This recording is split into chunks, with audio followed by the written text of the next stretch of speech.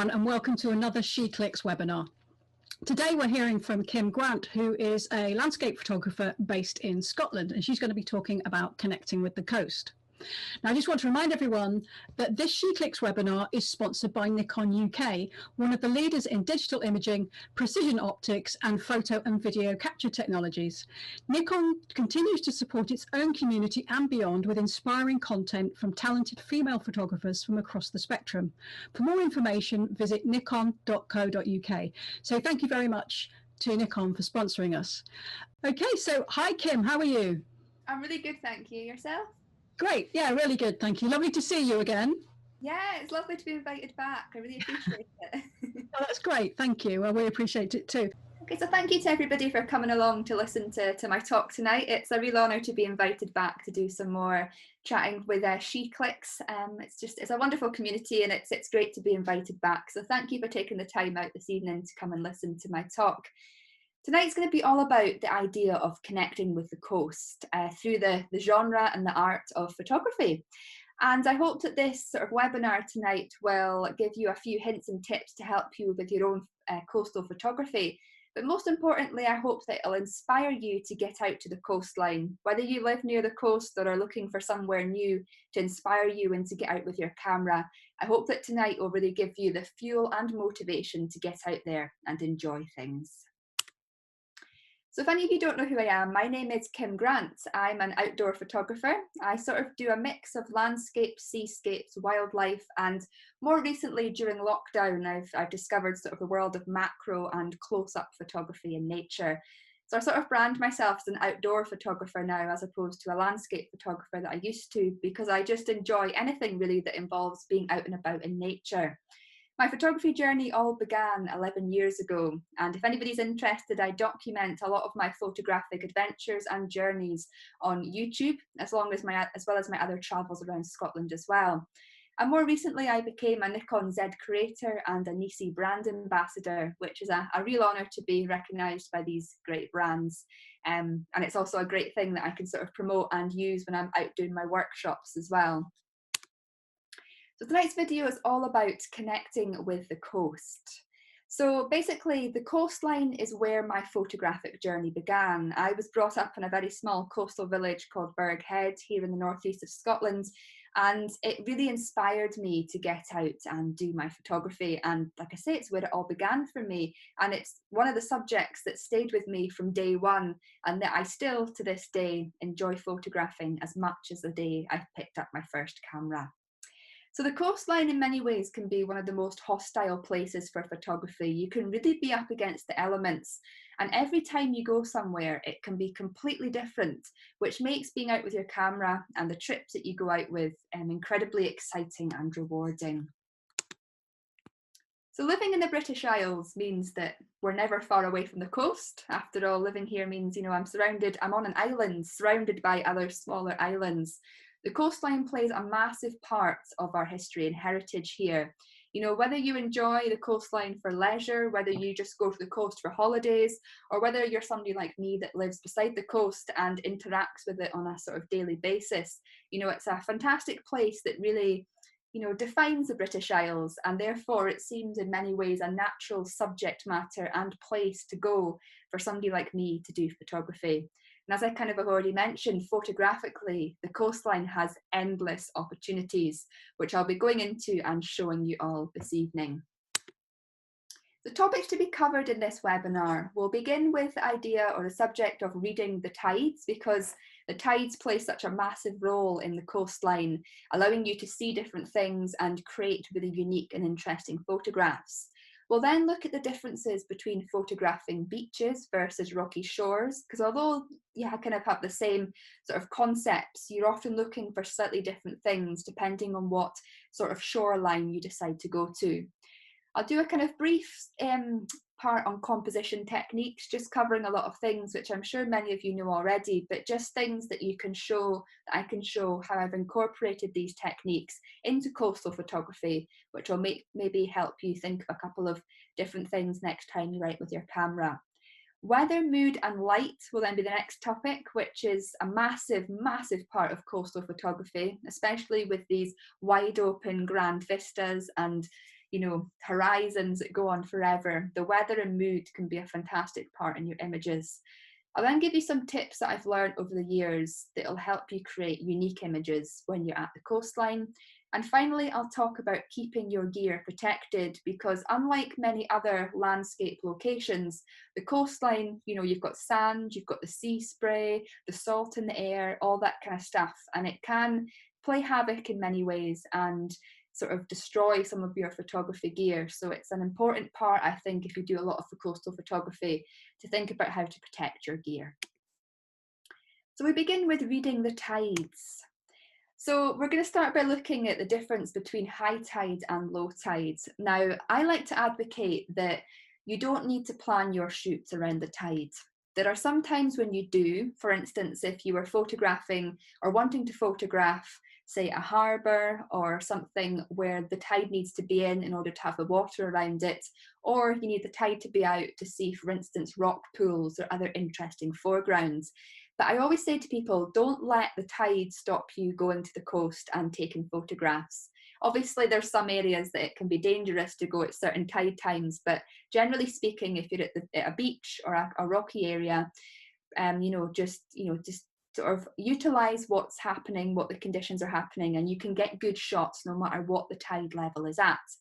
But having said that, the best places to shoot if you happen to be out at high tide is harbours, boats, long exposures, and if you're at the beach when the tide is in, getting up onto the grasses and the sand dunes can be a really good place to add foreground interest. And at low tide, you're often looking to go to locations such as vast beaches where you'll get the nice pools of water, rocky shores, tidal pools that you'll get on the beaches and rocky shores. And you're also potentially looking at the more intricate details in the landscape, such as shapes in the sand.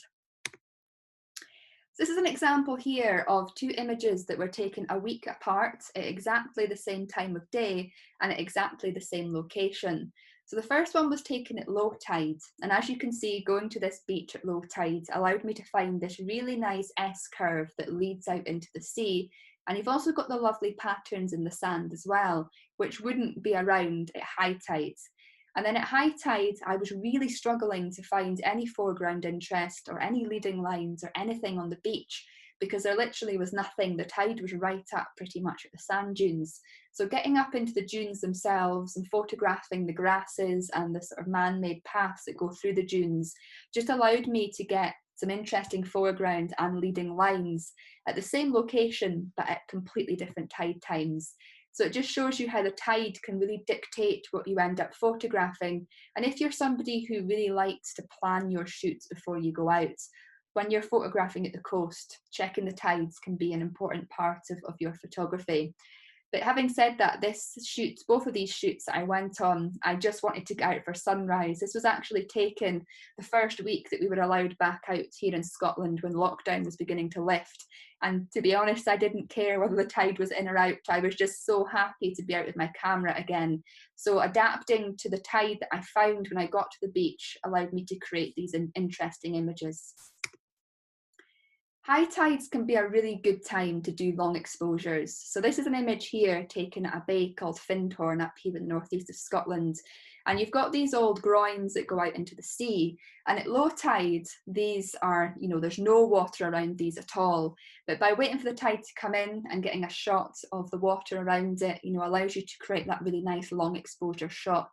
And this is kind of what I was talking about a minute ago when I was saying, if you want to photograph harbours, for instance, sometimes at low tide, there's not much water in them. So going to these locations at high tide can allow you to have that water and that movement around your subject matter that allows for that interest. At low tide, you're more looking at the sort of rocks that appear, whether on beaches or rocky shores, and also these tidal pools of water which you get as well, which can be fantastic if you get a really nice sunrise or sunset, and you can get really nice reflections on these, which you'll see later on in this presentation. But it's just an idea to think, when the tide is out, sometimes people get a bit disheartened because they feel like there's this massive vista and they don't really know what to focus on. But looking at these pools, looking at the shapes in the sand and finding an interesting set of rocks is a great way to utilise low tide. You then have to kind of think about incoming tide and outgoing tide. So incoming tides can be sometimes a little bit dangerous if you're, standing near the sea and it's coming in quickly, especially in terms of making sure that your gear isn't going to get washed away by the sea, which is something I'll touch on at the end. But the incoming tide for a photography opportunity is a fantastic time to be shooting, because you can get these surges of waves coming into shore that can hit against any of the rocky outcrops and give you some really nice movement around rocks or even in the sand when you get the waves drawing back. So an incoming tide can be a great time to do photography. It's also great if you're shooting in the winter and it happens to be a bit stormy and you might have surging waves hitting against the harbour pier. Obviously, if you're going out in those conditions, stay well back from what you're photographing and use a zoom lens.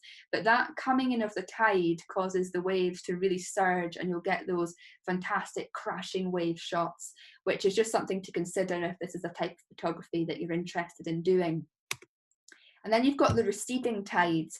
And this can be a very interesting time to also go out, because you can end up with really nice things on the beach. You can get driftwood washed up, interesting stones and pebbles, shells. At certain parts of the country, you may be lucky enough to see starfish and jellyfish. And, during sort of stormy weather, you can get all the sea foam and that washing up on the sea, which can just add some really interesting foreground interest in your photographs. And you can come across things that can be a little bit more unique to maybe what you're maybe normally used to photographing. So as you can probably see by all three of these or four of these different times, high tide, low tide, incoming tide and receding tide, that there's photographic opportunities in all four of them, but you are sort of looking at slightly different parts of the coastline at these different times of day. If you aren't that bothered about the tides, or you're really struggling to find interest, foreground interest, or nice things washed up on the beach, or an interesting rock formations to use in your images, getting down low and sort of intimate with your landscape, especially if you're somewhere that's got sand dunes and grasses, you can basically pretty much cut off the beach completely and just frame the sea and the sky in your image with this nice foreground of the grass. So one thing I used to struggle with at the beaches especially was if I was out and the beach was very vast and there wasn't much interest on the beach that I could find, especially if you're to go to the beach and it's high tide but there's still quite a bit of beach left. That part of the beach, all you're really going to get on that is like messy footprints and stuff, which you probably don't want in your images.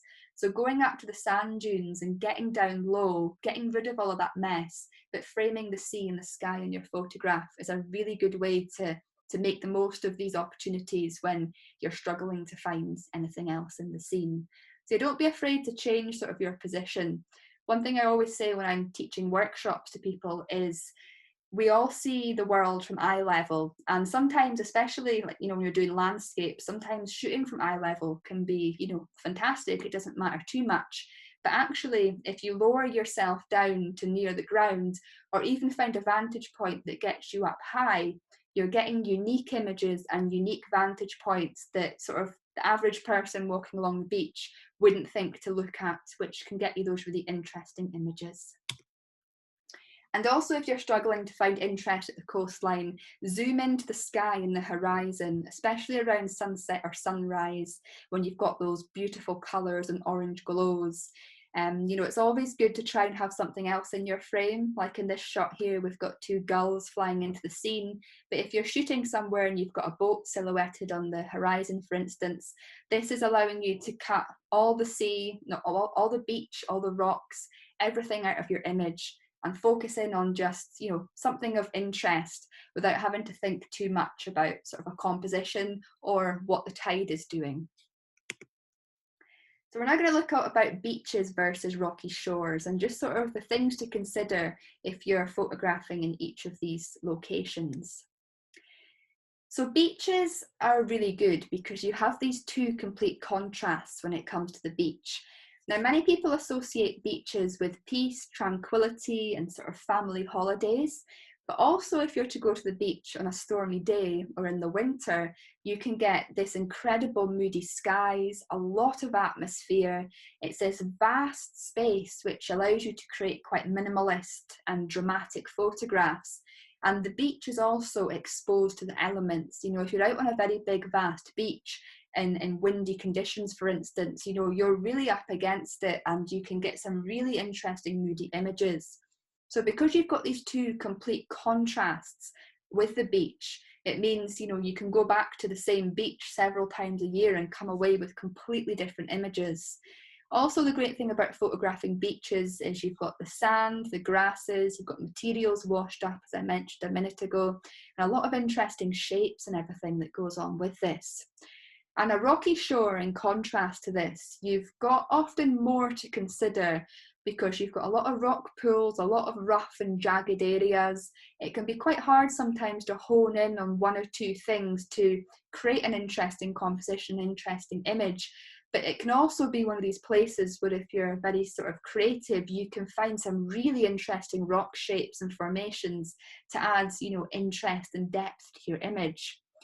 I also associate with rocky shores as not just rocky outcrops that you can walk onto, but I also consider these areas to be places where you may be photographing on cliffs, or you may be photographing sea stacks as well as caves. You know, rocky shores can have a lot of variety in them.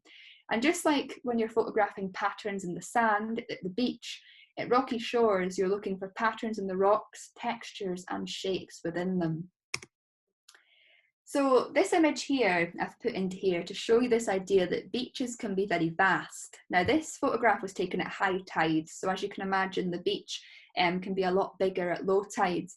But one thing that, it's not a mistake, but one thing that people tend to do when they go to the beach is try and photograph the whole beach. And that's sort of what I've tried to do here in this image here. And although we've got a leading line and everything going on, because it's a vast beach and a photograph of the whole scene, there can be quite a lot to look at sometimes, and it can be difficult for you to know, or the viewer of this image to know where to place their eye. I mean, this image could work quite well if it was blown up and it was sort of allowing you to feel transported into the scene.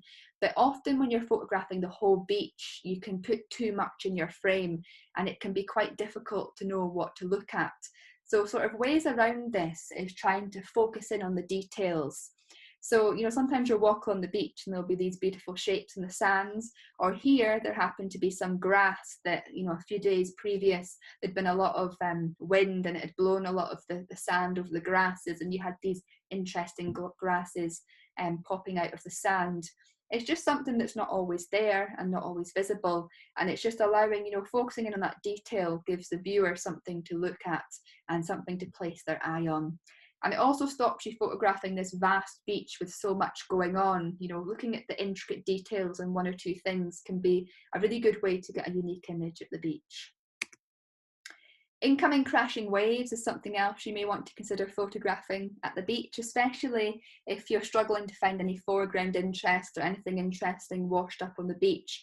Actually zooming in and just having those crashing waves coming into shore is a good way to add drama to your image and just to hone in on something within the scene in front of you, and again, not photographing the whole vista. Patterns, as I've mentioned a number of times, this image at the top here on the left, you've got, you know, the nice patterns in the beach itself, but you've also got this cracking reflection on the water that also creates patterns and texture within the scene. And it's really something you should try and utilise, especially at low tide, these patterns and shapes, because even if you go back to the same beach every single week, every time the tide recedes, every time the weather changes, those patterns are going to be different. And often the pools of water, although they tend to be in similar spots on the beach, they can change in size and depth, and you can get really interesting shapes and differences in the beach, even if you go back time and time again. And that's what's so great about the coastline, is every time you go, it is completely different. Another way to find patterns is to look at the receding tide and, you know, getting nice bits of water and foam going around rocks or anything else you may have on the beach. This is a good way to sort of create patterns and lines in a beach scene where there's maybe not already patterns there. And this can work quite well just before high tide or just after high tide, when the tide's not quite at its highest, but where you've not got much interest in the beach. None of these pools of water are there. There's no interesting patterns in the sand itself.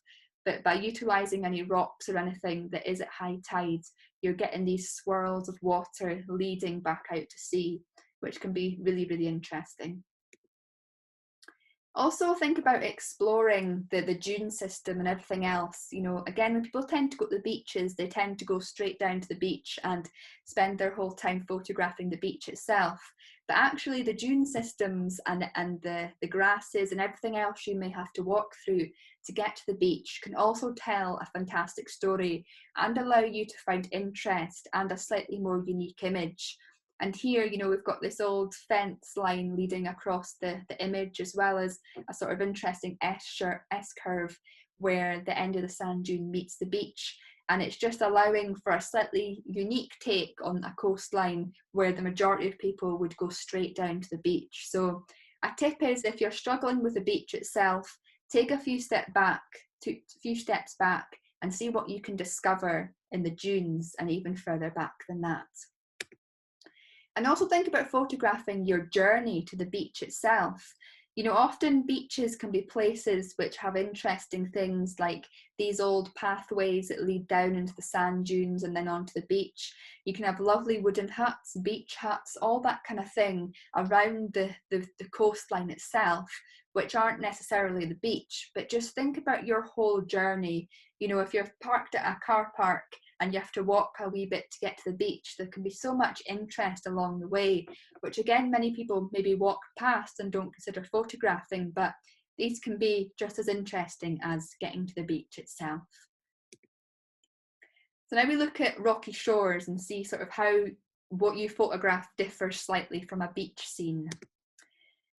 So the great thing about rocky shores is that you can use the pools of water that are created at low tide for fantastic reflections and interest.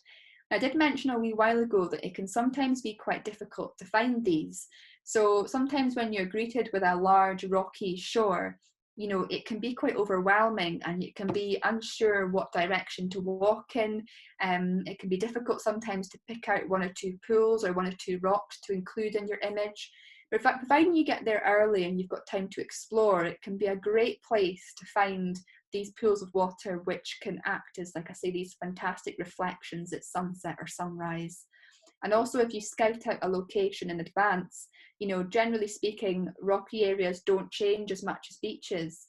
I mean, obviously they change a lot with the tides, but if the tide is sort of at similar level, you know, the same rock pools and the same rocks will still be there if you're to go back to the same location, you know, week after week.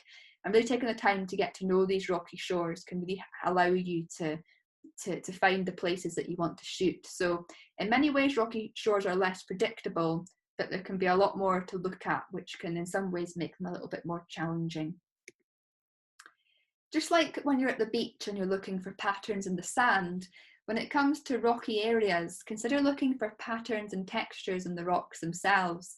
You know, a great thing about rocky shores is they can often be made up of a variety of different stones and rocks, which allow for a variety of different colours, different shapes. You can get all sorts of shells and everything on these rocks as well, which adds as texture and interest. You can get interesting leading lines in the rock, as you can see on the photograph in the left here. And you can also sort of see in the photograph on the left that you've got red rock, but you've also got quite sort of dull greyish rock there as well. And just having that contrasting colour can really add some depth and interest to your image. And the one on the right there is showcasing, you know, an actual rock that's had another rock sort of surround it and just, you know, encompass it in the rock. And it's just that difference and that variety. It can be really interesting actually to just spend time walking around rocky areas and picking out these patterns in the rocks. Because when people sort of think about seascape photography, a lot of people think about the vast, you know, grand vistas And that's something that I used to always do. I just used to shoot the grand vistas. But, you know, as the years have kind of gone by, and especially the past year or two, I've began to focus sometimes more on these patterns and shapes, especially if you go out and the light isn't doing what you want it to, especially if it's flat and grey, for instance. Although that might not be great for the grand vistas, it's a really good flat light, a really even light, which can allow you to get quite interesting, you know, photographs of the rocks without any harsh contrast. Although I said earlier that kind of beaches are obviously quite good for long exposures, because especially if you've got groins and harbours and whatnot around them. But another good place to do long exposures can be rocky shores where the tide is in as well. So again, like beaches, having the tide in for long exposures can be good, but rocky shores, it can be equally good, especially if you're somewhere that's got a lot of pebbled beaches. You can get a really nice effect as the water's going in and out of the pebbles, which can add a very nice dreamy effect on the shore's edge. And it can also allow you to really show off the definition and contrast of any of the rocky outcrops that are going out into the sea. And sometimes if you're photographing, you know, if I have to photograph this photograph, for instance, that wasn't done as a long exposure, you'd have a lot of, you know, waves and ripples in the water. It wouldn't have looked quite as interesting. But, you know, getting creative and doing a 30-second exposure like this can just add some more interest and give you a little bit of a different feel around a rocky area. And again, actually, if rocky areas is something that you struggle with, if you find there's too much to look at, just going back to sort of simplistic things, just finding a composition that encompasses, for instance, the rule of thirds like this one does, and, you know, putting a filter in your camera and just, you know, allowing it to do its thing over 30 seconds or whatever, can create an interesting result in a scene which can be quite overwhelming to some people. So it's just something to think about. Also, as I mentioned, rocky shores aren't just going down onto rocks. They can also be walking along cliffs and, you know, enjoying the higher up side of rocky shores. So, you know, if you are sort of at a cliff top location, consider getting up high on the cliffs and looking down over the sea and showcasing the rocks as they jut out into the sea. It can be a really nice place to, you know, enjoy the full scale of the coastline and, you know, feel that full force of nature. And it can also be a really interesting place to explore in general. We're lucky up here in Scotland, along our coastline, we've got a lot of ruined castles, which can add some fantastic interest to the photograph. So getting up along these cliff top areas and exploring them, you know, you can get a different vantage point and just something a little bit more interesting. And also think about when you're walking along the coast. I mean, I don't know where you're all from, but I'm sure no matter what country you live in, and especially here in the UK, you know, our coastline has a lot of history and heritage attached to it. We've got a lot of castles, a lot of harbours, a lot of villages, lighthouses, interesting buildings, and actually the coastline is a fantastic place to go to showcase our history and heritage and to find interesting buildings such as this, which is the famous Dunnottar Castle in Aberdeenshire, a very, very popular location for photography. It's not hard to see why. You've got the sea crashing around, you know, this outcrop with the dramatic castle on top of it. So, you know, often a lot of the iconic locations people photograph around the coastline are places like these, but they can be a really good place to photograph and something interesting to shoot to. So we're now going to move on to some composition techniques, and in order to kind of teach us all how to find balance and interest in our photographs. Now, I'm sure a lot of these techniques, a lot of you already use in your photography or have certainly heard of, but I just thought I'd go over them quickly and show how I apply these techniques to coastal photography specifically. So, as I'm sure many of you know, your composition can make or break a photograph. I actually think that composition sometimes can be even more important than things like the settings you use on your camera, because your composition is your creative part of your photography. It's how you create interest in your photograph and how your photograph will stand out and be completely different to the next person's photograph. It really is in many ways the most important part, because it's also the part that allows you to tell a story within your photographs. you know, something interesting I find when I do group workshops is I can have 5 people on the same coastline and even the same spot, and all 5 of them will take an image that's composed completely differently, but each image tells a different story, and some, you know, are obviously much more appealing in many ways than others. But it just shows that you can take a number of photographers to the same location, and just through that one thing of changing their composition will decide which image stands out from the next. So it really is, in many ways, I think, the most important thing, especially when it comes to landscapes and seascapes. You know, when you're composing your image, it can allow you to eliminate distracting objects, allow you to focus on what you feel is a point of interest within the coastline. And as I say, it's the creative part. It's actually the part of photography that you have the most control over, is your composition. And because you have the most control over that, it's you know, something that you should really utilize and sort of learn in many ways how to do well, or what looks visually appealing to you personally as a photographer, because we all find different images appealing. And although I can tell you what works well compositionally in these next few slides, we all view things differently. So just take what resonates with you and apply it to your photography as you see fit. So the first one is the one that sort of everybody's heard of, and that is the rule of thirds, which is, you know, where you have sort of the horizon in the top or bottom third of your photograph. And generally speaking, whatever part of your image is the most interesting, you want to include that in 2/3 of your image, with the least interesting parts in 1/3 of your image. So here I've used the rule of thirds to photograph a rocky shore, where I've got the sky in the top third of the image, and I've got the interesting rock pools and sort of boulders that were on the shoreline here in the bottom third of the image. And you can also use the rule of thirds from a left to right perspective as well. So here we've got the sort of very obvious boulders on the right third of the image, and it's sort of balanced with that really big rock in the distance and the reflection on the left side of the image. And in the middle we've got a leading line, but apart from that there's not much going on in the middle. But because we've got balance on each side that kind of complement each other, it's kind of got rule of thirds both top to bottom and left to right, which can make a really interesting and balanced image. Also, when you're using rule of thirds, placing your subject on one of the lines of the third. So this lighthouse is on the left third line, and a great thing is the majority of modern cameras now have a grid, and as I'm sure many of you will know, that you can switch on. So if some people tend to naturally see rules of thirds really easily, but some people struggle a little bit with it.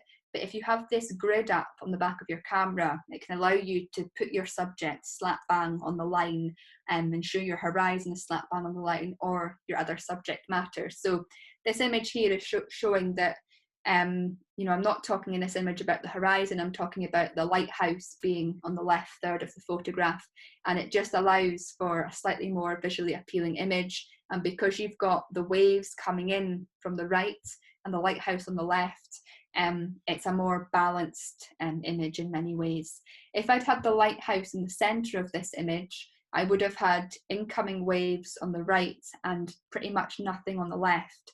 So it would have been quite unbalanced. But because I've got interest on both sides and things happening on both sides, it kind of showcases how the rule of thirds and placing a subject on a third line works in this photograph. You've also got leading lines, which I've mentioned a little bit about already. And this is something that a lot of people use in their photography. You know, leading lines, especially in seascape photography and landscape photography, can be so important for allowing you to lead the viewer's eye from the front of the image to the back of the image. It can be quite difficult sometimes to try and, you know, allow for that in a photograph. Some people tend to focus on one thing and forget about what's going on around it. But having that leading line just allows just the eye to naturally flow through your image. And this photograph here, although it's not the most well balanced image, it was quite difficult to balance it because I wanted to ensure that the whole of the lighthouse was in the image. And you know, the only way to do that was to compose it as I did. But having the leading lines from the man-made pier, as well as the railing going through the image, just leads the eye from the front right through to the lighthouse, which was my focal point.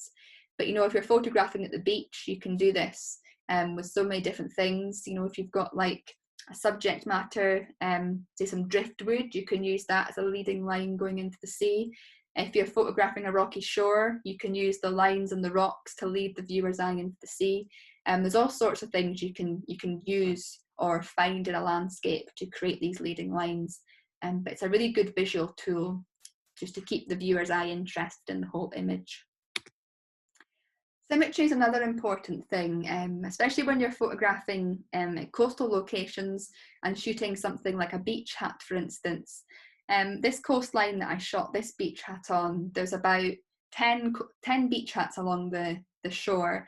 And although you can stand back and get a good image of the whole vast shore with all these different coloured beach hats, actually honing in on one of them and having it right in the centre of my frame with that balance going on there, it just is a very obvious focal point, and the sky around it, as well as the rocks and the grasses around it, are pretty much symmetrical. Obviously there's a few differences between them, but generally speaking it's pretty symmetrical, and having that, you know, focus point in the middle can just be a really simplistic and in many ways artistic way to create an image within the landscape.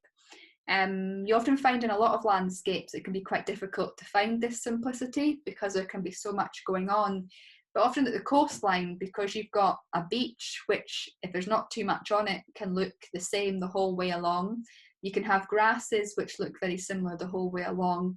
Finding a central subject, you know, you have more of an opportunity to find that symmetry at each side of it that you maybe wouldn't get in other, you know, landscape locations that you may shoot. Reflections is another great way to compose your image. I don't often, or not that often, I try not to put my horizon in the centre of my frame because it can just make the image not look particularly visually appealing, and it can not be as interesting as doing the rule of thirds, especially if you're wanting some foreground, middle ground and background interest. Putting the horizon in the centre of your frame can make your image look very flat. But I find the only time this works incredibly well, or one of the only times should I say, is if I'm shooting reflections. And when I'm doing a reflection shot, the majority of the time I will put my horizon bang in the centre so that I have exactly the same from whatever's happening in the sky being mirrored and giving that symmetrical feel within the water. And obviously coastlines are a great place to try this out.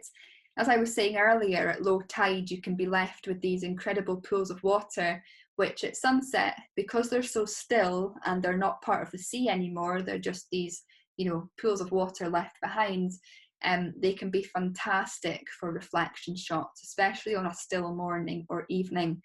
One issue people tend to do when they shoot reflections is just shooting the reflection itself. So just thinking that the sky is so phenomenal that its reflection alone will make the image look great. What you really need in a reflection shot is also a focal point. So this image is something so small and simple as 3 small bits of wood sticking out of one of these pools of water. And although it's not that interesting and that obvious what it is, just having these sticks or bits of wood coming out of the water allows the viewer's eye to focus on something and breaks up the reflection slightly, which adds interest. If these 3 bits of wood wasn't there, the image would have been very flat. Yes, it would have been nice because you have the nice colours and clouds, but it would have been flat. You really need something in the sort of bottom reflection to add interest. And something you can do a lot of at the coastline if you're shooting something like this is finding a boat, for instance, to use in the foreground, or just anything really just to break up that reflection. But a boat can be a really, really good one, or anything that's washed up and sort of within these pools of water. If all else fails, shoot the horizon. I kind of touched on this earlier, but you know, if you're really struggling to find a good composition, or to work out something that will work, the rule of thirds, or that's a good reflection, for instance, or you just can't find anything that's acting as a leading line. You know, one of the great things about the coastline is that the horizons, you can see the full horizon. You know, the horizon is dead straight, and on that horizon you'll either have some nice other islands or another country at the other side of the sea, or you might be lucky and have a nice boat or cruise ship or something passing by that you can have on the horizon. But if you can find, you know, a nice interesting shot with a nice silhouette of mountains on the sea horizon, or a boat or something, you know, especially at sunset or sunrise, if you've got a really dramatic sky, this can be a really good way to just simplify your photography completely, forget about what's going on in land and just shoot what's happening over the sea. And it can just be an easier way of going home with a photograph when the conditions are nice, if you're really struggling to find interest at the location you're on. And that's just some dramatic light there over the beach. Just a sort of idea that this isn't quite a reflection shot because we've not got the interesting sort of proper pool in the foreground. But in this image here, there was an incredibly dramatic sky, and I wanted to include the majority of that in the frame.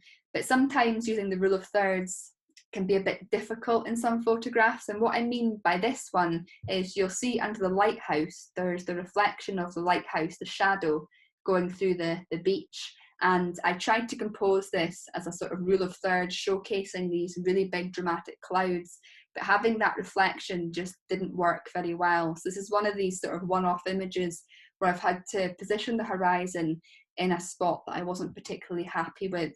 But what I wanted to showcase with this photograph here is this idea that although there's all these rules in photography, there will be times when you're out, and especially in nature and the outdoors, because it can be so unpredictable, where these rules don't always work, and you can't always include everything you want to include in your photograph if you use them. So I always say to people, learn the composition techniques, use them as much as you can, because there's a reason why they're well used. You know, they look visually appealing, but don't feel like you have to stick to them all the time, because there are going to be situations when you're out where you cannot find that balance in a reflection shot, or where you cannot find that foreground, middle ground and background interest that will give you a good rule of thirds composition. So it's all about trying things out and sort of working out what works for you, and just, you know, adapting to the conditions and seeing, you know, what's going to work when you're out there. Be willing to experiment. So weather, mood and light is so important at the coastline.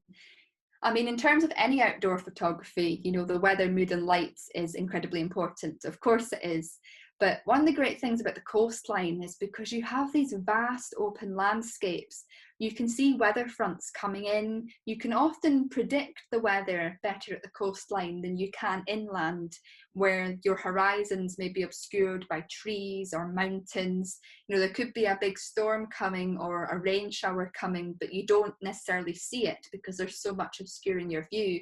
Whereas at the sea, it can be much more predictable. And you can also, because there's nothing obscuring your view often when you're at the coast, you can you know, get this incredibly dramatic light that you may not get in other landscape situations. So as I said, you know, it's home to the most dramatic lights. You really can feel the full force of nature at the sea as well, which really adds to your experience. You know, generally speaking, there is nothing at a beach or a rocky outcrop to shelter you from the wind or to shelter you from a storm, you know, and I find that really adds to the photographic experience when you can feel the full force of nature and the elements around you. You know, whether you're out on a really stormy day or you're out on a really tranquil, calm day, it doesn't matter. You know, you can really feel nature and the weather more on the coastline, I find, than you can at any other place. And as I've mentioned earlier, you can get moody and atmospheric shots, or you can have the total opposite of peace and tranquility. So let's say open horizons and dramatic lights. This is just an example here of an image that was taken on the Isle of Skye. And although I wasn't right at the coastline itself, I was actually sort of up a hill. you know, because I could see the sea and the clear horizon, I got this incredible view of this, you know, light pillars coming down from the clouds and this just lovely horizon with intense light, which, you know, as I say, if you're inland, you're not going to see all of this potentially, unless you're up a mountain and you've got, you know, 360 views. Generally speaking, if you're down in a valley, in a woodland, up a small hill, you're going to have a lot else on the horizon. So you're not always going to get these incredible dramatic light and pillars of light that you will get at the sea. You know, on the flip sort of contrast to this, you know, especially just now in the summer, you can get these intense orange sunsets and this beautiful light that just casts over the land. And to me, this is one of my favorite sort of photography to kind of do at the coast, because that intense orange light that you get can create some incredibly interesting images. So, you know, if you're inland, you might still get beautiful orange sunsets, but again, you might have trees and hills and everything over the horizon. And it's that really small gap right before the sun goes below the horizon that you get the most intense colours. And you can only really, in many ways, get that at the sea, because there's nothing obscuring that from the land and the view. And it can just be a really exciting time to do photography. As I say, the summertime is a great time to do this or enjoy this type of photography and weather.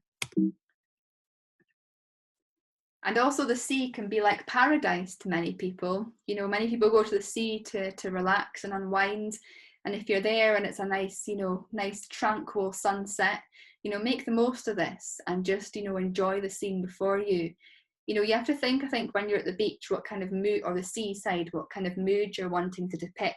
Or, you know, often you don't have control over this, but you can, you know, really utilize the conditions you've got and try and think about what moods are being created and what moods you're feeling when you're at these locations, and then incorporate that into your photography.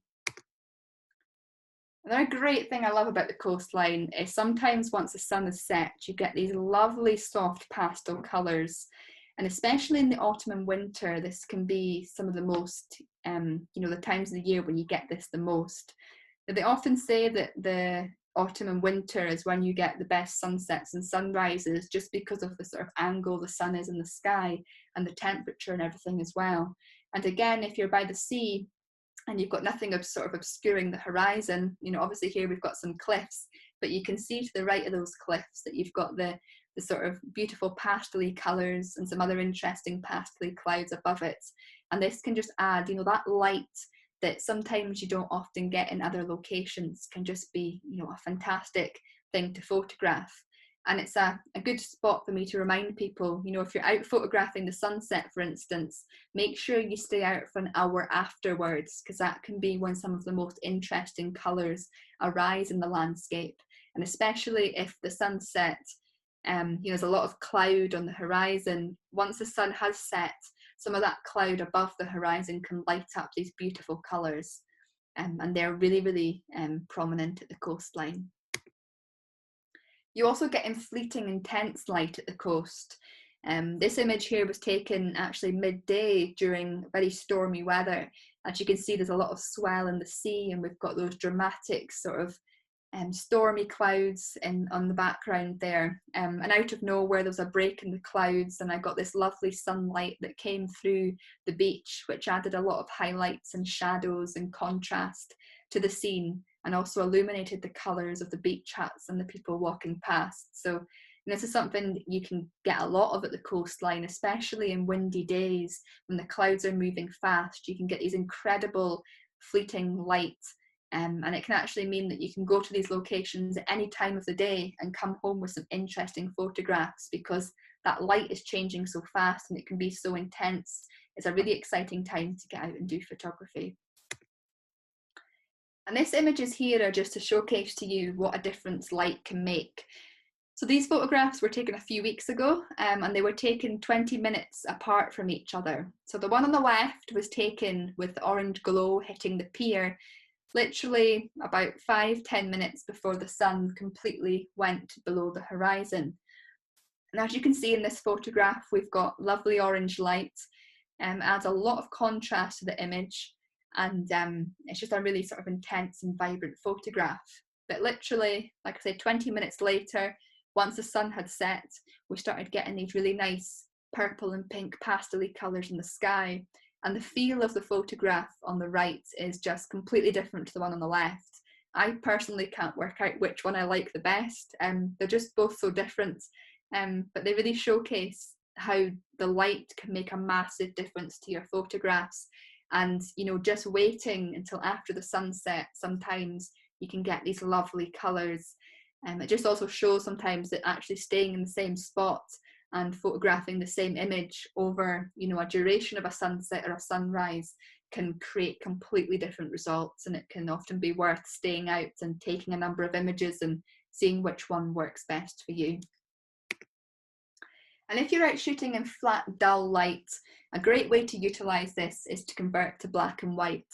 So I always say to people, don't let the weather forecast stop you going out. If you can see it's going to be a flat, dull evening and you're wanting a nice, vibrant sunset, yeah, you might be disappointed if you're wanting that vibrant sunset, but go out with your camera and do photography, because you never know what you might find and create.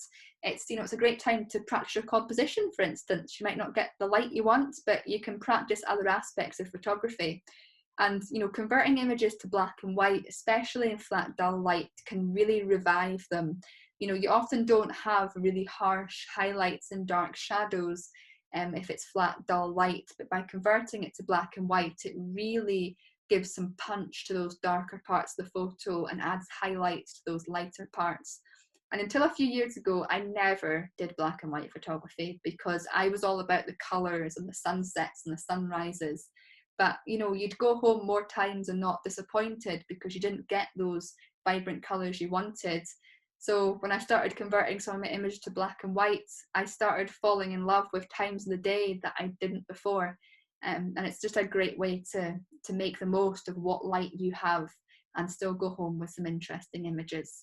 And one thing I got asked this, the last one I did, I always shoot in colour and then go home and convert my images to black and white. I think because I'm so used to shooting in colour, I like to have that coloured file, and I like just having the option of converting my images to black and white when I get home to post-processing.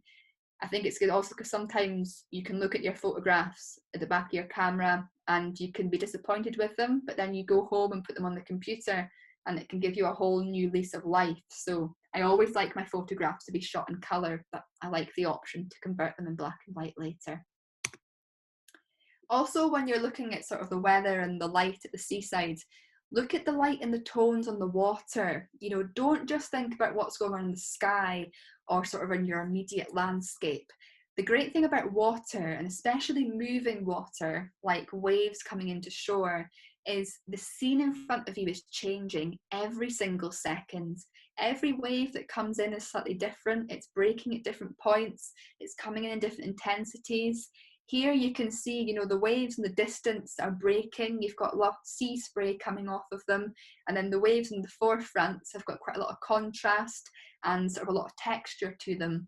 And just, in this one photograph here, we've got, 7 waves here. They're all completely different. And because I've got the post-sunrise sort of golden light, it's not the most intense golden light, but, that's sort of bit after sunrise, just before you go into the full daylight. I've got a bit of that orange tone still left here, but by focusing on the sea, you can really see how the light that day is bringing out the textures, the colours and the patterns in that incoming waves.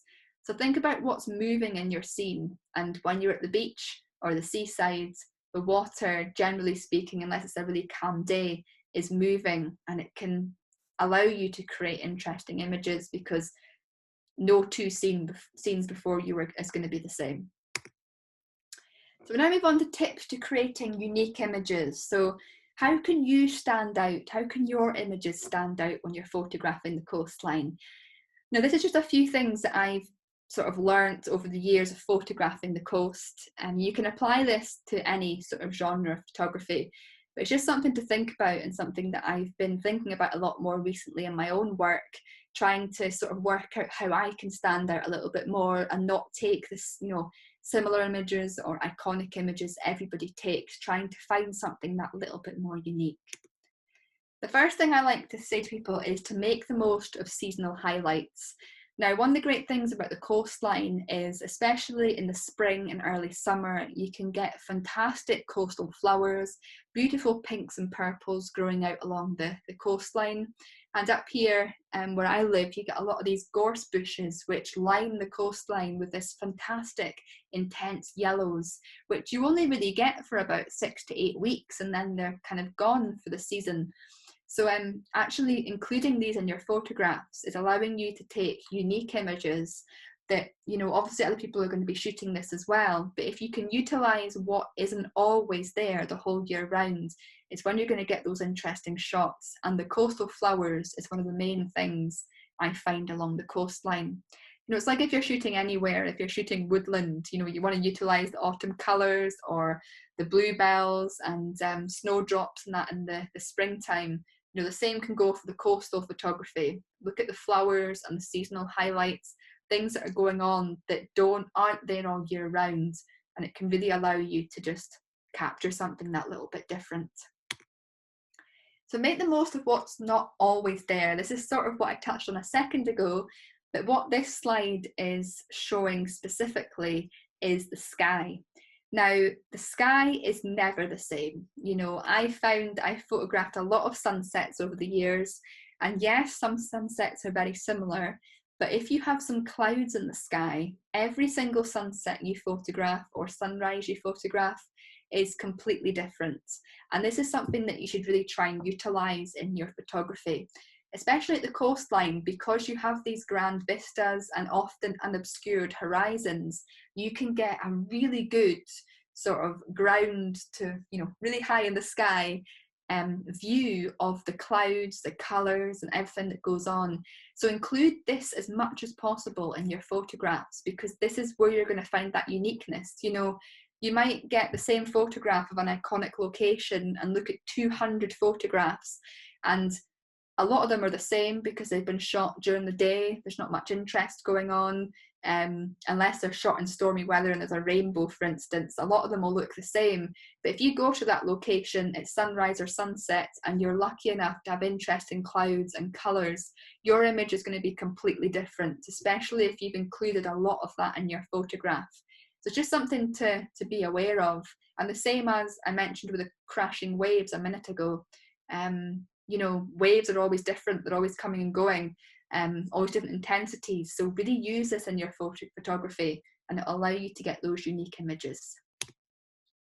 The coastline is full of colours, whether you're at a coastal village and it's full of tiny little fishing boats, beautifully coloured houses. In this photograph here, we've got beach huts and a life ring. You know, really utilise this when you're photographing at the coastline, because I think out of a lot of landscapes, it's probably one of the best places for a mix of colour. And especially if you're at a beach location, for instance, and there's some colour somewhere, whether it's lined with beach huts or life rings like this location here. Although the beach isn't in this photograph, the beach is just slightly to the left of the life ring. Just really utilise those colours, because they can just really create a lot of character in your image and just allow you to bring some vibrancy to it. Crashing waves, as I mentioned a minute ago, especially if you're out in stormy conditions or you're at a harbour location, you know, you can get some fantastic crashing wave shots, especially during autumn and winter storms. And it can be just something so unique and interesting to photograph and add a lot of drama and mood to your photography. And, you know, so really utilise this, because it's not always there. Waves come and go, change with the tide, but that's where your unique images can come in. And coastal communities, you know, the great thing about coastlines all over the world is communities make up the coastline, you know, and there's so many amazing stories, quirky villages, you know, so much that can be photographed, and you can add a lot of character to your images if you actually get into these villages and these harbours and sort of immerse yourself with, you know, the local area and everything else that's going on. You know, a lot of people tend to just stand above the villages on the cliffs or go to the village beaches and rocky areas. But if you actually go into the villages themselves, you can get some really interesting photographs. And at the end of the day, these coastal communities are a part of the coast, and photographing them allows you to tell a completely different story in your images. And coastal buildings as well, you know, all over the world there's lighthouses, and here in Scotland I'm actually in the process of doing a mission to travel around the country and photograph every lighthouse in Scotland, which may not be possible because some of them are on very remote islands, but I'm going to try and photograph as many as I can, because these buildings are a massive part of our history and heritage, and actually making the most of these lighthouses or the castles that I showed earlier, you know, they are part of our coastline. So, you know, some people prefer just to shoot sort of fine art style photographs of beaches or vast beach photographs and stuff, but you know, if you want to get a full picture of the coastline, think about the buildings and its past and its heritage, and how you can incorporate these into your photography to add character and a bit of a human element to your work. And finally, we move on to protecting your gear. So as I mentioned at the start, the coastline can be a very hostile place. There's a lot of moving sand, salt water and sea spray. And unlike many other locations that you can go to with your camera and it'll come home pretty much as clean as what you went out with, the coastline can be very different, especially if you're out shooting in windy conditions, stormy weather, even following a storm. It could be very, you know, calm, but you could still have a lot of sea spray coming into shore. You know, it's worth sort of learning how to protect your gear when you're photographing at the coast. So a great thing sort of before you go out on location is kind of to learn, is your camera and lenses weather sealed? Now this isn't essential. If your camera and lenses aren't weather sealed, you can 100% still go out and shoot the coastline. But if you're considering going out in stormy weather, or there's a lot of sea spray, a lot of swell, you know, it's something to kind of be aware of. Or if you're out shooting in the rain, for instance, you know, if you're out in the rain or you happen to get caught by a wave or something and your camera gets wet, you know, if it isn't weather sealed, you run the chance of damaging it. And, you know, often these can be repaired, but it's going to cost you money. And in really bad situations, they potentially can't be repaired. So it's just something to think about if you're looking for those more stormy images or going out in changeable weather. You know, be aware, you know, is your camera weather sealed? Because if it is, you're going to get away with more than if it isn't. I always recommend to people not to change their lenses if they're on a beach and it's windy. And the reason for this is because as you're changing your lens, sand can get into your camera, get into your sensor, your mirror, all that stuff inside, and it can cause, you know, damage in your camera. So it's just something to be aware of. You know, if it is windy, you know, get the lens you want to use before you go to the beach. Obviously there's ways around this, changing your lens in your bag and stuff, but it's very sort of fiddly. So just where possible, just be mindful of what the weather's doing, and if you're on a beach, just stay away from changing your lens if it's possible. I always say to people to try and avoid shooting into moving sand where possible. Again, if it's windy and you've got sand coming towards you, that can get in the front of your lens, which can then cause scratches. I've also had situations with not my photography camera, but the camera I use to make video. I've got quite a lot of sand actually inside the lens, which you can sometimes see if I'm shooting towards the sun, and there's not really any way of me getting that out unless I pay to get it sent away and get professionally cleaned. So it's just something to be aware of. You know, if the sand is moving, try not to shoot into it. And if you're shooting and the tide is coming in and you've got a bag and gear with you, always ensure that it's far away from the incoming tides. You know, I've heard stories before of people, you know, with their tripod up taking photographs and the tides come in and wash their bag, all their filters and everything out to sea. The same can happen on rocks. You can get a freak wave that can take everything out. So if you are shooting on the coastline, you know, be very, very careful and ensure that any gear that isn't physically on you is far away from the sea itself. When you get home, I recommend to everybody, especially if you've been shooting at the beach, to wash your tripod legs with tap water, because there's been many a time that I haven't done this and I've gone out with my tripod later and, you know, moving the legs in and out, there's sand stuck in it. It can also start to corrode the metal and just make the mechanisms of your tripod harder to use. So when you get home, take your tripod in, open it up, water over the legs to get rid of any sand or salt, and it'll just prolong how long your tripods hopefully, you know, survive and keep its mechanisms working. I recommend, if you have got any sand on your lens, to use a blower rather than a lens cloth or a wipe initially, just to get rid of that sand, because, you know, if you go over it with a cloth or a wipe, you run the chance of scratching your camera. Whereas if you blow off all the sand first and then use a cloth or a wipe to get rid of any sea spray, that's decreasing your chances of scratching your lens.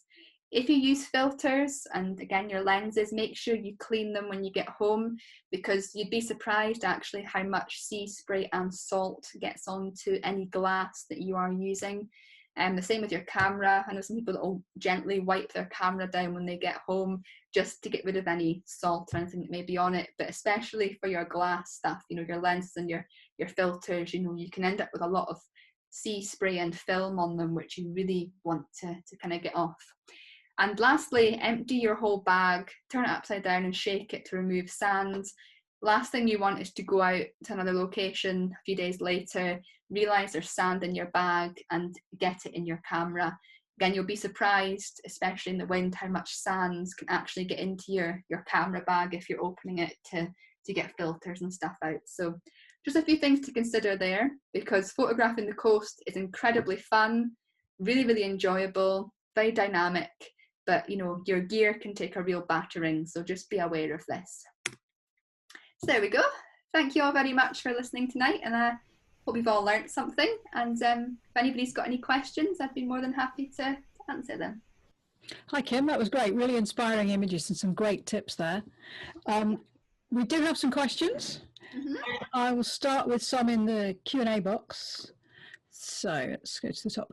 Oh, Anila says she can't wait for your photo trips to restart. So that's nice. I don't know if she's booked one already. Well, I'm in the process of rescheduling my photography working holiday to Orkney. I was meant to go in April, and obviously, yeah. So Orkney, but I'm also going over to the West Coast in about 3 weeks with my dad to tick off a lighthouse from my mission. So that'll be some more exciting stuff coming, hopefully. Fantastic. Very nice. Okay. Deborah has asked, how do you make yourself feel safe when you're out shooting alone, especially at sunrise and sunset? Yeah, it's a very good question. I actually get asked that quite a lot. I think it's a difficult one to answer, because I've been very fortunate to have been brought up in a part of the country that, generally speaking, nothing really goes on. And obviously there's going to be bad people, crimes, all sorts, you know, all over the place. But I know, you know, compared to other parts of the world or the country, I've been incredibly lucky where I live. I think the main thing I think of when I go out shooting on my own is somebody always knows where I am. You know, my boyfriend will always know I'm going out for sunrise and where I'm going. So if I don't return home by a certain time, then somebody knows that something's potentially happened. I also, there's certain places that I wouldn't go to on my own. I don't tend to go out and shoot, say if I'm shooting the coastline, I don't tend to go out, because there's certain towns and villages that I'd stay away from. I maybe wouldn't feel particularly safe there. But I often find places up here, like beaches and that, generally speaking, I feel relatively safe. I always keep my wits about me. I'm always very good at looking around me, you know, just seeing if anything's going on, whether that's a person or an environmental factor. Just trying to keep my wits about me and stuff. I think, you know, I get a lot of comments from people who don't live in the UK, who potentially live in other countries that are a lot more dangerous, and they can't believe I go out on my own. And I think I personally find I don't want to feel put off from enjoying my passions, because I don't know. Some people think that women maybe shouldn't go out on their own sometimes because we're more vulnerable, or some people think just anybody going out on their own isn't a good thing. But I personally find so much solace being out on my own with my camera.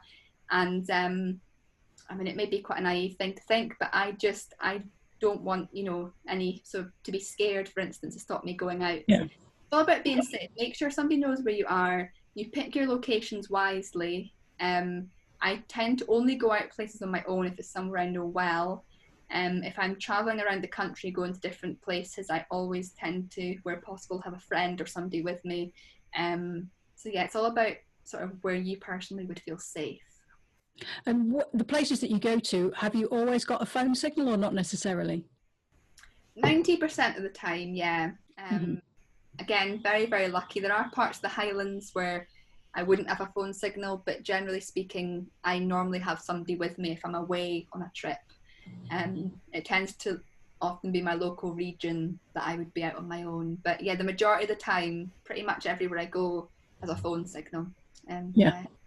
It's a great And thing about the coastline actually, because obviously in mountainous regions, that's often where your phone signal drops. But at the mm, coastline, generally speaking, there's often, there's no hills and valleys and stuff where your phone signal does go missing. So I generally find that being at the coast, I've got, full 4G signal. yeah. And I guess, I mean, obviously it's a bit different if you're in the dunes, in the bottom of a dip in the dunes, but if you're on top of them or on a beach, you usually got a good vantage point. You can see a long way, can't you? So you kind of know if something's going on, or you can hear somebody coming or whatever. So, okay, that's some good advice. Um, Someone has asked, what is your most go-to lens for coastal shoots? So I started using the Nikon Z6 back in February, and I tend to use, so if we're going to talk about broad lenses that anybody could use, Hmm. I tend to use a lens that is sort of it starts at something like f/16 and goes up to maybe f/70, something that gives you that wide angle option, but where you can also zoom in a little Oh, bit. sorry, you mean 16 millimeters? Yeah, Yeah. sorry. Okay. Yeah. Yeah. So the lens I have just now that I use for the majority of my photography is actually 24 to 70 millimeters, Mm-hmm. but it's on a full frame camera, so it kind of is fine. Whereas when Hmm. I was using my crop sensor camera, I had a lens that went from 15 millimeters up to 70 millimeters. But I often say to people, to have something that's got a bit of a range so that you've got the option for wide angle for getting that foreground, middle ground, and background, but where you can also potentially zoom into a horizon should you want to get that more intimate, detailed shot. So for me, it's something that's got a bit of range, but that Mm-hmm. definitely has a wide angle, low point to the lens. Right, so you tend towards the wide angle, but go for a zoom, and then of course you don't have to change your lens, so you're keeping your sensor nice and protected. Yeah, exactly. I mean, I actually only own two lenses for my current camera, and I only had Mm-hmm. two lenses for my previous camera as well. I don't really like having to change lenses when I'm out, no matter what photography I'm doing. I quite like having a lens that's versatile and that, kind of works well. And especially when you're using filters and stuff, when you might have different, filter adapters, it's quite nice just to have one go-to lens that, you can just put everything on it and you don't have to change it. Yeah. I just personally find that easier. Well, that leads to another question actually, because somebody has asked, what filters, if any, would you recommend? So for seascape photography, I'd always say to people the two filters I recommend are polarizers and sort of neutral density filters, not necessarily the graduated ones, although I do use them as well. But the ones that go over the whole lens so that you can get long exposures. Because polarizers and ND filters are, the effects they create cannot be recreated. They can be recreated not properly in post-processing, Yeah. whereas like neutral density graduated filters, you can take bracketed exposures, blend them together, or you can, some software now is fantastic at bringing back those highlights and shadows. Mm-hmm. I do personally use ND grad filters, and if you can afford them, I also recommend them, just so that you can get as much right in the camera as possible. Especially if you've got a bright sky and dark sea, it can work really well. But polarizers and ND filters are probably the ones you should probably consider before anything else, I'd say. Now, someone specifically asked, and which filters do you use for long exposures? I think she might be thinking about what strength do you tend to go for the NDs? So I tend to, the majority of the time for my long exposures, I tend to use 10 stop filters. Mm-hmm. I've just found that they're probably the most used strength, and because if you buy every strength, it's so expensive. So I often recommend to people get like a 10 stop to do really long exposure images, and maybe a 2, 3 to 4 stop filter, so that you've got the option of getting a couple of seconds. So like if you're wanting the waves receding and you want some movement in it, but not too much. So long exposures 10 stop, then a smaller, 2 to 4 stop for anything else than that. Okay. It is surprising at this time of year how dense a filter you need to get long exposures, actually, isn't it? There's a lot more light around than you think sometimes. There is, and I mean, there's now 15 stop filters and all sorts of the market as well. But yeah, I don't know. I find 10 stop just gives you that sort of balance. But yeah, I know what you mean, definitely. The great thing about 10 stop as well is that you can shoot during the day and get a totally different effect. You don't just have to use it, during sunrise and sunset. Opportunities. And you're a Nissi ambassador, so you use Nissi filters. I do, yes. I started using their filters last year. Really liked them, and I became a ambassador about 2 months ago.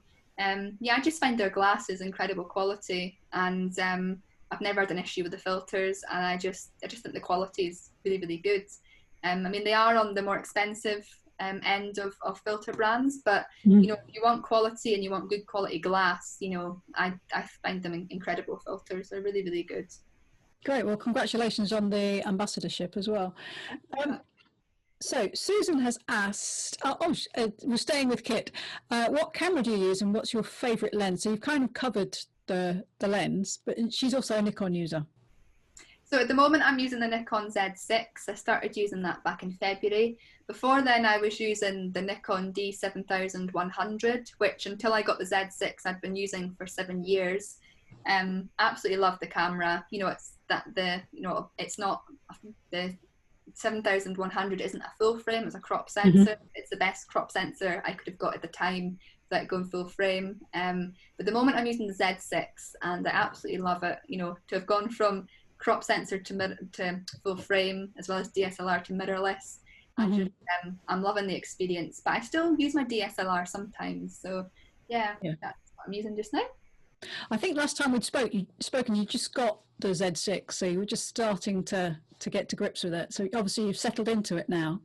Yeah, I mean, I'd got it, I don't know, about 4 weeks before lockdown. Right. So I'd only been out with it a few times, but lockdowns began to come to an end. I've been out with it numerous times a week, doing a variety of different shoots from, wildlife to landscape as well as macro. And I'm just loving the versatility of it, especially in low light conditions. You can bump the ISO up quite a bit and not have much grain, and just the quality of the images I'm finding are incredible, and I'm managing to get photographs of things which my older cameras sort of struggled with. So yeah, I'm loving the camera. It's fantastic. Great. Phoba has asked, do you wear wellies or just do you zoom in when you shoot with the sea in the foreground? The majority of the time I just zoom in. There are times when I may wear wellies or take my shoes and socks off and go in the sea a little bit, but generally speaking I tend to just go out with walking boots on, stand slightly away from the sea, and zoom in a little bit and let the sea sort of come to me, sort of. I don't wear wellies that often, to be honest. Right. Toshiba has asked, do you use any apps to monitor sunrise conditions and that kind of thing? So I actually don't. I mean, I've actually been looking into them recently because I know a lot of professional photographers do use them, and I probably should use them. I just find that I never really want to limit myself. I know some photographers plan their shoots meticulously. They know exactly where the sun's rising and setting. They know exactly what the tide's doing. And I mean, sometimes I wish I was a bit more like that. But to me, photography is more of an experience. So I quite like to go to a location and just see what the conditions are doing and react to them. I mean, I think if I was more into mountain photography, I would want to know where the sun was rising and setting. But I think because a lot of my photography is done in a similar area, and because I'm very well aware of sort of the geography of Scotland, where I do, the majority of my photography, I kind of know. I don't have to know the exact point the sun's rising or setting, but I know what locations work best, for sunrise or sunset and winter and whatnot. So, I think if I travelled around the world and did more in other parts of the UK, I'd want to know more. But I think because I'm so used to shooting at similar locations, I've kind of just learned over the years what works and what doesn't at what times of the year. Right. Okay. So Alexander has asked, what is your favourite time of year to photograph the beach? That's a very tricky one. Mhm. I think the beaches that mean the most to me are the beaches in the part of Scotland I grew up in, and they're best to photograph in May and June because that's when the sun sets really, well over them, and you get Mhm. really nice sunsets over the beach. So I think because I've got such a nostalgic feeling with that, May and June definitely are my favourite times to shoot at the beach. But I also like going to the beach in the winter and getting dramatic photographs of light. But definitely May and June, I'd say for that. Okay. And for specific beaches then. Yeah, yeah. Anne has asked, now I think there might be a subtext here. If you were only allowed to photograph two areas between Inverness and Banff, where would you choose and what time of day? I suspect Anne's going on a holiday at some point. Oh my gosh, that is so difficult because that's like the part of the coastline I grew up in. So two Right. areas. Oh, that is very, very hard. I'd probably say Findhorn and Berghead. They're pretty much right beside each other, but Findhorn and Berghead, or Findhorn and sort of Beaufiddle Rock Cullen area. I mean, people that don't know this area are not going to have a clue what I'm talking about. Trying to find those on a map. But yeah, because Findhorn's got a lot of diversity. It's got the beach plus the river plus the beach huts, and then obviously and the other places I mentioned have got harbours and stuff. So yeah, that'd probably be the places. Okay. And what about time of day? I know you're an advocate of going out when you can go out, but I guess if she's there on holiday, she can go when she likes. So when would you say is the best time? I'd say probably sunset. Definitely Right. sunset. Yeah, sunset. Sunset's always good news rather than sunrise. Yeah, yeah. Unless it's the winter, then sunrise are quite fun. That's not so bad, is it? Right. Okay. And also, she followed up with another question. Actually, do you have any suggestions for photographing pebbly foreshores? So they can be more difficult because it can be quite difficult to find foreground interest there. I find either doing long exposure works really well there because you get mist, the sort of silky, cloudy effect through the stones, which adds interest, or trying to get side on to the incoming waves. So you've got the incoming waves coming in and then receding with the pebbles, Right. which can add some interest drawing back. But I would actually say pebbly beaches are probably some of the most difficult to photograph because, like I say, there's no obvious, often focal point, anything to focus on. So looking at what the waves are doing, how they're coming in and out of the shore, potentially getting some really quick shutter speeds and getting that crashing onto the shore or receding will probably give will give you something different and interesting. Yeah. I guess you have the advantage they're less likely to have footprints on them. Yeah, that So, can be true, so less distracting. But then you also have the issue where because there's so many pebbles and rocks, they can just take up so much of your photograph that it can be like, whoa, there's just too much going on here. yeah. So trying to just find something a bit different, like the movement of the waves and the water, can Right. add some interest. Okay. Thanks for that. Someone has also asked, she says, we also have a squinty pier. Where is this one, please? It's very similar to the one at St Monans in Fife. So Yeah. I think it's the pier that came up, I think, just after you'd shown the two photographs taken 20 minutes apart. Yeah, so that's Berghead Harbour. Oh, right. Yeah, that's Berghead Harbour. It's a Okay. very good place for photography. Good for crashing waves as well as long exposures. Fantastic. Sounds nice. Colleen has asked, where on the East Coast are your favourite places? So you kind of covered that, but maybe just to recap in case people missed. Yeah, I mean, in terms of the East Coast, I'm more based on the northeast coast. I don't know too many places past Dunnottar Castle in Aberdeenshire, although I have shot down there before. But my favourite places are probably there's a really nice lighthouse called Rattray Head, which is pretty much right beside my house. And then you've got, going back to the Murray coast, you've got, as I say, Findhorn, Berghead, Beaufiddle Rock, all those places. Incredible. The Murray coast and going into Aberdeenshire, Banffshire is an incredible coastline for photography. Great. Okay. Sounds like I need to book a trip. Christina says, oh, weird question. Do you crop out the blurred edges or corners of your image that are from the lens? So I guess if you're haven't got the greatest lens and it's very soft at the edges, do you crop them out? So when I started photography, I wasn't very good at knowing sort of focal lengths, and I used to put filter sometimes on my lens that didn't fit particularly well, and I'd have that edge. Or sometimes if you were to shoot like an f/22, you can sometimes get sort of blurry edges. So that was a problem I had a lot when I started photography, but I've not had sort of blurry edges or anything to crop out recently. I think it'll depend, I think, on what your lens is, sort of what you're photographing, using it for, if you've got any filters on it or not. But yeah, I definitely had that problem with my first DSLR, but I think it was probably because I had quite a cheap lens on the front of it, but I'm not 100% sure because I've not actually had that problem for quite a few years. Yeah. But I think if you're not getting the results that you want, there's no harm in cropping, but maybe if you're using that lens, maybe try and think about that at the shooting point, so you compose maybe with a square image, or thinking that you are going to crop it slightly to remove those edges might be a good idea. Yeah, definitely. I mean, I actually crop quite a lot of my images, not because of that problem, but because sometimes I'll see something in the scene and think it looks really good, and actually when I get home I think it looks better as a square crop, or looks better as a more of a panoramic sort of crop. Yeah. So there's nothing wrong with cropping your images at all. The only time that's ever an issue is if you're wanting to blow it up on a massive billboard and you've lost your megapixels. But taking a tiny little section, yeah.